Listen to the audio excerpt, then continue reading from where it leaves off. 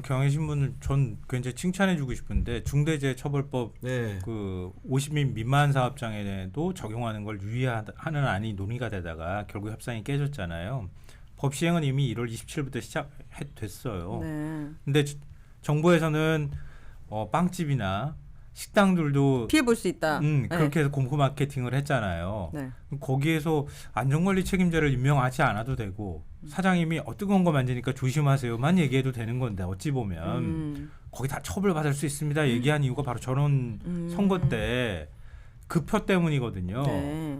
근데 거기에 민주당이 못 받아들인 이유를 오늘 경향신문이 썼는데 네. 모든 신문 통틀어서 제일 잘 썼어요. 대신 감사드립니다. 제일 못 핵심적인 읽어봤는데. 내용이 뭐냐면 뭐죠? 뭐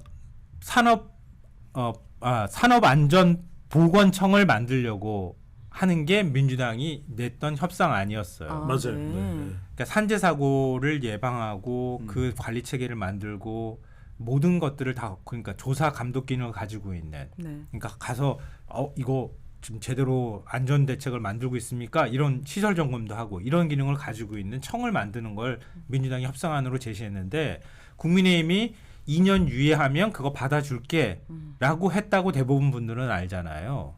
근데 우리나라 언론정이 기울어져 가지고 경향신문처럼 쓴 매체가 거의 없었어요.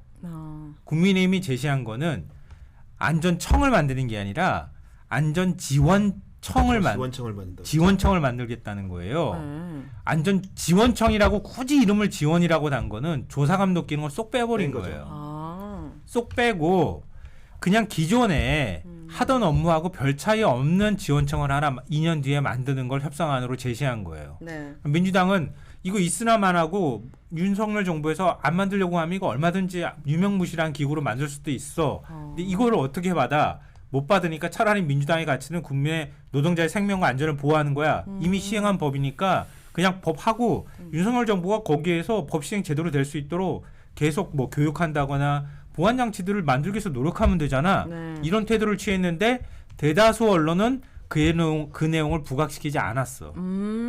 민주당이 결국은 끝내 유예안을 거부했다고 돼 있죠. 그렇게 그래요? 대부분 썼어요. 네. 그러면은 민주당이 이런 부분 나올 때 이걸 좀 더 강하게 스피커를 통해 가지고 얘기를 해주던가 왜 우리가 거부할 수밖에 없었는지를 얘기를 하던가 네. 거부하면서 중소상공인들을 지원하는 지원 정책을 동시에 같이 발표했어야지.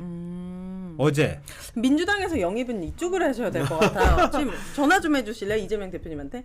모르세요? 전화번호 몰라. 이분 지금 기다리고 계시더라고요. 지금 사람들이 오해하는 네, 출마를 아니, 뭐 하고 이분- 싶어하는 걸로 네. 오해할 수 있으니까. 아니 그 너무 어디- 필요하신 것 같아요. 네. 아니 어디서 이렇게 만나면 이러고 와가지고 네. 언제 출마해요? 이렇게 물어봐야 자꾸 저한테 근데 이게, 아니라고. 이게 정말 중요한 게 제가 그 눈높이를 맞춰서 이제 왜냐면 근데 대중의 눈높이에 맞추는 게 참 중요해요. 그럼요. 아까 그 말씀을 우리 오연의 MC가 해준 게 왜 중요하냐면 복잡함이 예를 들면 중대재해처벌법을 줄여서 뭐 중처법이라고도 이야기하는데 그러니까 어느 정당이 됐든 특히 이제 민주당의 경우에는 야당이기 때문에 더 이런 전략을 잘 활용할 필요가 있는데 우리 유권자들이 제일 좋아하는 건 한 세 가지만 이야기하는 걸 좋아해요. 뭐죠? 많으면 복잡해. 네. 그러니까 중대재해처벌법 관련해서도 뭐가 맹점인데 우리는 세 가지를 딱 이야기하는 거죠. 네. 그러니까 방금 전에 말씀하신 대로 산업지원청 아닌 산업안전청. 네, 원한다. 그다음에 이제 어떤 중소기업 정책이냐. 이걸 세 가지를 딱 이야기하면서 네. 계속 이것만 반복이 중요해요. 방어 학습을 통해서 그렇죠. 이걸 계속 방송에 나오는 사람들이 네. 떠들어줘야 민주당 그렇죠. 계속 이야기를 하면 이게 어느 순간 전달이 돼요. 네. 한 일주일만 계속 집중적으로 떠들면. 네. 그러면은 그게 말 그대로 효과적으로 전달이 되는데 그런 게 좀 아쉬워요.